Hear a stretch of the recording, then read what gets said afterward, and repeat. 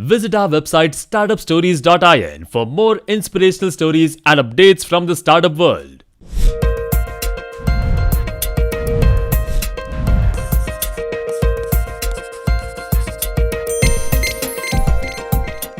Startup Stories in association with Olook.in. A name that has marked its presence in the hearts of hundreds and thousands of chicken lovers doesn't need any introduction. Well, even if you don't have a love for chicken, the inspirational story of Colonel Sanders will beg you to know more about him.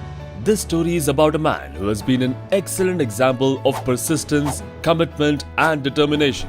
Today, we are going to talk about the founder of the most loved chicken brand in the world, KFC. And this is the success story of Colonel Harlan Sanders, as how this fast food icon followed an unlikely path to creating a multi-billion-dollar international company.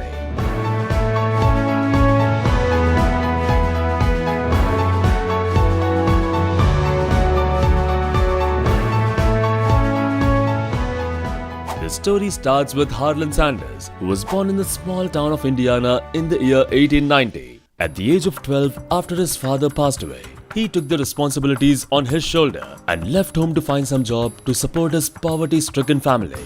Later, his mom remarried when he was 12 years old. Because his new stepfather didn't like the boys around, Sanders' brother was sent to live with an aunt while he was sent to work on a farm about 80 miles away. Sanders soon realized that he would rather work all day than go to school, so he dropped out in the 7th grade. Later, he started working at various places without a proper goal. In addition to a stint in Cuba with the army, Sanders spent the first half of his life doing a series of odd jobs, including stoking the steam engines of trains throughout the South, selling insurance, selling tires, making lighting systems, and operating a ferry boat. However, the only skill that he possessed was cooking, that his mother had taught him from the age of 7. After trying his hand at many odd jobs, he couldn't stay at any place for long. Later, he became a cook and a dishwasher in a small cafe. Finally, in the year 1930, he settled into a permanent job at the Shell filling station, just outside a small city called North Corbin. In his free time, he used to cook dishes his mother had taught him and serve them in his studio house, which he had converted into a small eatery. And soon, his steak and the country ham recipes were a big hit with the travelers who would regularly stop by to eat at his place. With all the savings that he had, Sanders bought a larger place nearby to accommodate the ever-increasing customers.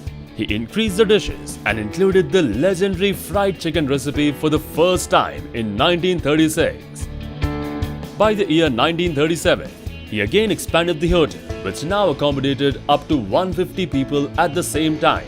He was extremely happy that he had become successful at his new business, but he was always looking to improve his production process and expand his customer base. Later, in order to expand his food chain, he started traveling by car to different restaurants and cooked his fried chicken on the spot for restaurant owners. However, Sanders' recipe was rejected by 1,009 restaurants as they did not like the taste. But Sanders never gave up. He knew that his recipe was one of a kind and unique. He went ahead with the same conviction as he used to have, and finally, a restaurant owner agreed to sell Sanders' chicken. Soon, more restaurants were waiting to sell this new recipe of fried chicken in their restaurants.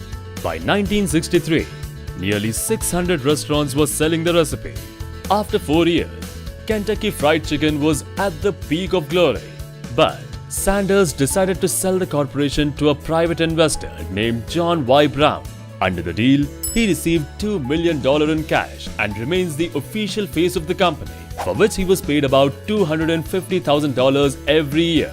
Sanders wasn't happy to let go of his baby, but at the age of 75, he decided that it would be best to see his company continue to grow beyond his capacity. Also, Sanders was never really worried about making money. He always focused on quality and customer experience than anything else. Soon, KFC implemented standalone stores which specialized in the take-home model. By the year 1967, KFC had gone on to become the 6th largest restaurant chain by sales volume in the US. Later, KFC started off by starting stores in Canada and soon spread itself into more than 40 countries with 3,000 outlets by the end of the year 1970. KFC changed many hands before it came under the ownership of Yum Brands in 1997. Soon, they added many more recipes into their menu like desserts, sandwiches and drinks that would complement its best-selling fried chicken recipe. By the year 1991, their sales had doubled and reached an estimated $6.2 billion with a total of 8,500 outlets around the world. Well, that was just the beginning of expansion for KFC, as there was no stopping to this ever-growing company. Today, KFC is the second largest restaurant chain in the world. It has faced many ups and downs but has remained a crowd favorite ever since its launch. With over 20,000 stores across 123 countries and with a revenue of over $23 billion, KFC today is one of the biggest brands in the world. Sanders may have lacked the motivation to become as wealthy as he could have been, but he's now known in 123 countries for his favorite fried chicken recipe, which is more than he could have ever hoped for when he hit the road at the age of 65 with a car full of cooking supplies. The success of KFC is the result of endless trials and experiments and the persistence of Colonel Sanders to eventually make it as one of the biggest brands in the world. Startup Stories salutes Colonel Sanders for his impeccable persistence and determination, and we wish KFC all the very best for their future endeavors. Thank you so much everyone for suggesting us to bring KFC and Colonel Sanders' success story. We hope you liked it. Do let us know whose story do you want to see next in the comment section below, and we'll soon have it uploaded on this channel. For more inspirational stories and updates from the startup world, visit our website startupstories.in. Till then, stay motivated.